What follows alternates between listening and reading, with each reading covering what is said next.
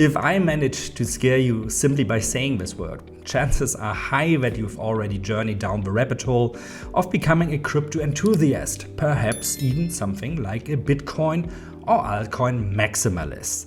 But let's set the jokes aside for a moment. The news that the US Securities and Exchange Commission, or SEC, is suing the crypto exchanges Binance and Coinbase shocked the cryptocurrency community to its core. This is because it signifies that the SEC is taking a swing at two of the most powerful forces in the crypto community. However, this is just the most recent chapter in a series of actions that the regulatory or lawmaking bodies have been taking in various areas around the world. Two more examples of this are China banning crypto mining in 2021 and the new markets in crypto assets or MiCA rule, which the European Union is implementing to better trace transactions in cryptocurrencies. But why is this happening all of a sudden?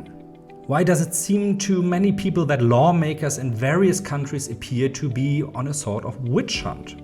To understand this better, we need to first realize that policy making and regulation is very often driven by the necessity to react to satisfy certain groups of the population. Reactions by politicians tend to tip the scale to the opposite extreme of what caused the reaction. What do I mean by this? Let's look at the year 2022, which was a dismal year in terms of price performance for cryptocurrencies. For example, Bitcoin lost more than 65% of its value, and many altcoins either disappeared or lost over 95% of their value. This occurred due to a poor economic sentiment with rapidly rising interest rates, but also because of two major crypto collapses, Terra Luna and FTX.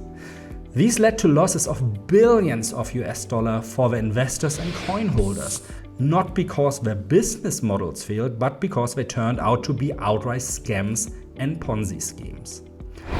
Now, if you are a politician looking to improve your chances of election or re-election, this is, of course, something you need to address, preferably by demonstrating how strong and willing you are to change things for the better. Because you can trust me, I will turn things around for you and make sure that the future is bright and things like this will never happen again.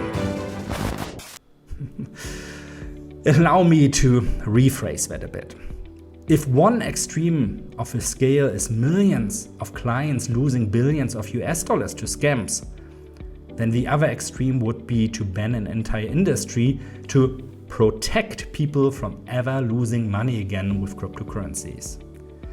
In the case of Binance and Coinbase, we are not talking about an outright ban on accumulating cryptocurrencies for residents of the USA, but by essentially declaring every altcoin as a security and thus putting it under the regulatory surveillance of the SEC, it's a step towards gaining more control over the space itself. This, in my opinion, is a significant problem because it sometimes appears that the established banking and securities brokerage industry is not held to the same standards as the crypto industry. There are more than enough examples of banks engaging in dubious or outright highly illegal money laundering activities and getting away with either a slap on the wrist or by paying hefty fees. A notable recent example of this is the short-selling scandal of GameStop shares, where retail investors using neo-brokers such as Robinhood were banned from further short-selling to prevent hedge funds from collapsing due to unrealized losses.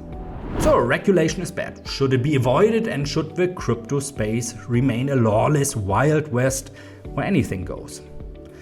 Well, no. The truth, as with almost anything in life, lies somewhere in the large grey zone between the extremes of scamming and banning. To be frank, the crypto space is still quite wild. It's full of people inventing all sorts of scammy altcoins, DeFi experiments, and purported mining operations that only have one goal: to pull the rug out from the investors as quickly as possible. This is a big problem with this industry, and it is a problem that, in my opinion, needs to be addressed. Because let's face the harsh truth here. Not everyone is a financial expert, able to perform a due diligence process to separate the good coins from the bad.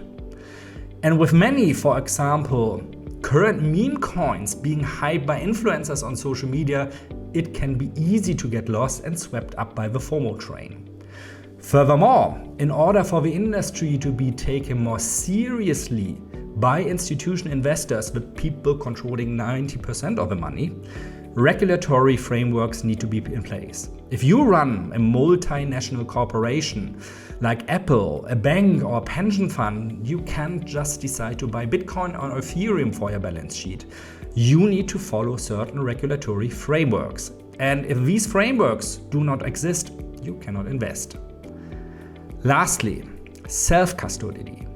Not your keys, not your coins, is great and should be something everyone in crypto should be doing. But also, let's be honest here, it's not for everyone. Some people just feel safer if their funds are under the corporate protection of institutions instead of relying on keeping their seed phrase for their multi-million Bitcoin wallets safe somewhere in their home.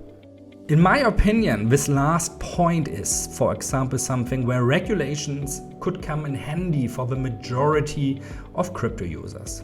What is your opinion on regulation? Should the crypto space stay regulation-free, or do we need some form of governance through regulation? Leave us a comment and remember to give us a like and subscribe to the channel. Take care and bye-bye.